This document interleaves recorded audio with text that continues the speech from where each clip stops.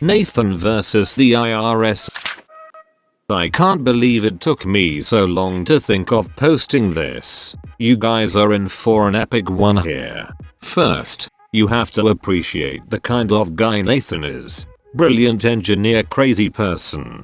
Because Nathan likes rules and Nathan doesn't give up when he knows how things should work. I like to get him to tell the story whenever we're together because he doesn't even see why it's funny. It's just how he deals with all problems. Nathan was like if you saw Sisyphus and you thought, maybe I should try to stop him. But then one day, the boulder was on top of the hill. And you go and ask Sisyphus how he did it and he replied, it was simple. I just kept pushing it forever and ever. And eventually, the mountain gave up. A real grade 19 bureaucrat. He just works systems through problems no matter how daunting they should seem. Until one day, when Nathan's unstoppable force met an immovable object. I came into work and saw checks and envelopes spread all over his desk. And Nathan filling them out with the kind of grin Steve Buscemi might have crossing names off a list with a tube of lipstick.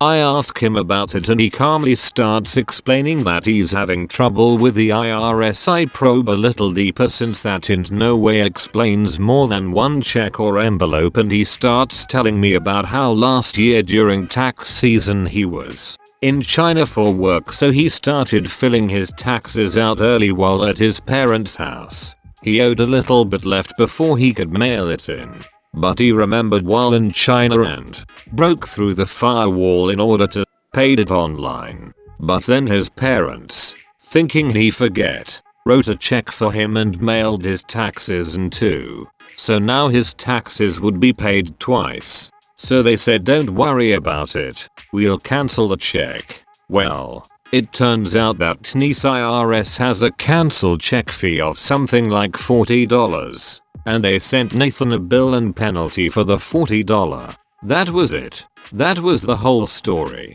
A $40 fee. Nathan, why do you have 20 checks on your desk? Oh, well, after I explained to them what was wrong with the fee, they didn't get it. So Nathan spent the next 4 weeks escalating the issue to the point that he got a case officer, a real, live human agent on the phone with a case number. Nathan started by asking for the agent to spell his name, and politely to demonstrate that he was where he said he was by asking how the weather was and how the drive-in had been that day.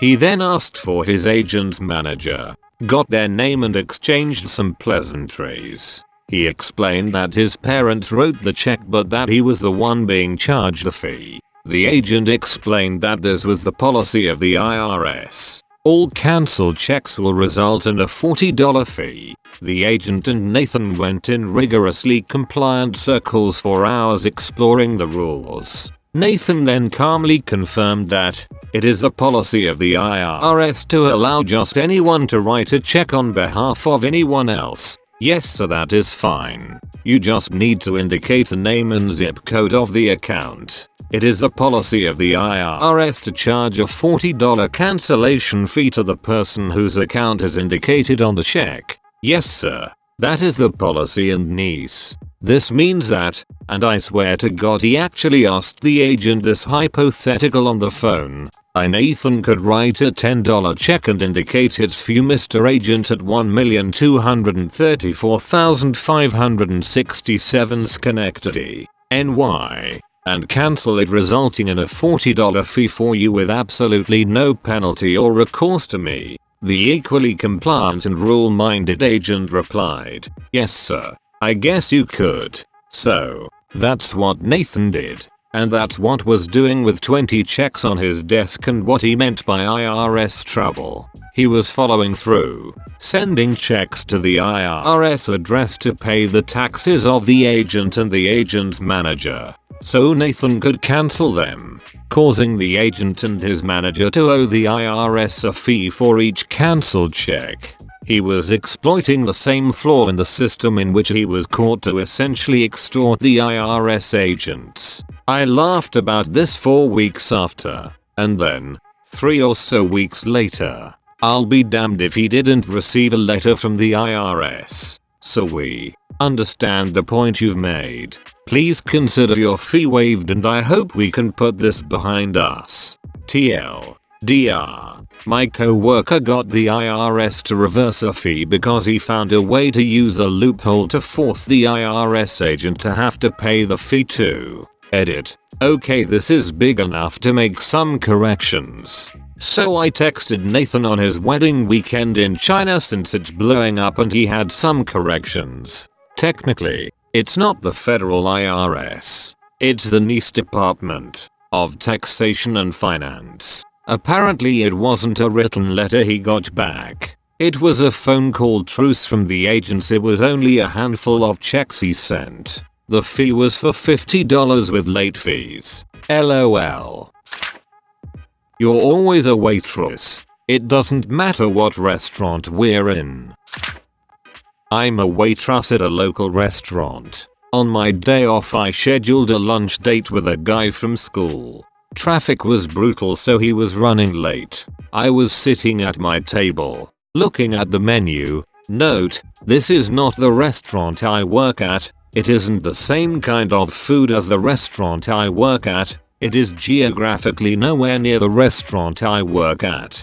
A woman came up and took my menu out of my hands. Why are you just sitting here? We've been waiting for service for 45 minutes. No, they hadn't. They came in the same time I did, 10 minutes ago, and they had already gotten drinks. Mom, I don't work here. I didn't recognize her at this point. Don't lie to me. You're a waitress. You served me just last week, don't you remember? I vaguely remember her coming into my restaurant now because she complained her meal wasn't served with hot sauce, then sent it back because it was too spicy. I am a waitress at local Mexican restaurant, but I am not a waitress at local burger bar. She says same difference. You're a waitress. Get a pen and paper and take down our orders. I am a waitress, but not here. I'm just trying to enjoy my lunch like you are. I am not employed here in any capacity. To which she replies, but your trained waitress in this place is clearly running behind. Don't you people take an oath or something? A little bit of our malicious compliance kicked in, because I rarely get to stand up to this kind of stupidity in my role as a server. Because 99.9% of the time it happens while I'm actually at work. So I went over to their table with a pen and paper from my backpack. I wrote down all their orders. I said it would be 45 minutes and to just sit tight. I even brought over ketchup they asked for. Just grabbed off another table. Then I left. I texted my date to meet me at a place a few blocks over. The next day, the lady had called my boss at my actual restaurant, as well as totally unleashed on the manager at the restaurant I was dining at. I felt bad when I realized the tough spot I'd left the people who actually work there in. So went back the next day to apologize and follow up on the aftermath. Thankfully they were chill and we had a great laugh over it. They were like, we were so confused because she described the server with explicit details, but no one remotely like that works here, so we thought she'd lost her mind. My boss knew who I was from her description and told them he takes this very seriously and asked what day this occurred. Then when they told him, he said, you must be mistaken, because that's that server's day off and she wasn't here. After some irate yelling and screaming at my very friendly manager about how I still need to represent the restaurant wherever I go, she gave up. Now to just cross my fingers she doesn't come by my actual restaurant. Haha. Just pay the $25 fine. So I work at a school library, right? We rent out chargers for phones and laptops upon request for a few hours. But they have relatively steep fines for being returned late. Usually I waive the fines, especially if it is returned less than an hour after it was due. In comes one guy, let's call him H, who is a serial laptop charger renter. Almost every day. Well, a few days ago, He accidentally brought the charger home with him. Now, our fines are $1.50 an hour, which was at about $20 total when he called in the next day. He asked me if he would be fined. I knew him, so I was willing to waive his fine, but I couldn't tell him over the phone because he might come back at a time when I'm not working, and some of the other librarians are less lax about fines. So I tell him currently your fine is at $25, but if you bring it in, then we can discuss it further. I'm sure we can figure something out. He hangs up, and I assume he will be coming in. 2 days later, H comes waltzing up to my desk and sets a laptop charger down in front of me. The very same one he took home 3 days prior. I scanned it in, and told him, "Me, you have an $85 fine on your account." H: "What? It was $25 when I called." Me: "That was 2 days ago. The fine is by the hour." H: "You didn't tell me that." Me: "The fine info is taped to the side of the charger. Tell you what, I'll go ahead and waive everything but that first $25. Alright, you'll just pay the fine you thought you'd pay." H: "But the guy on the phone told me he would waive it."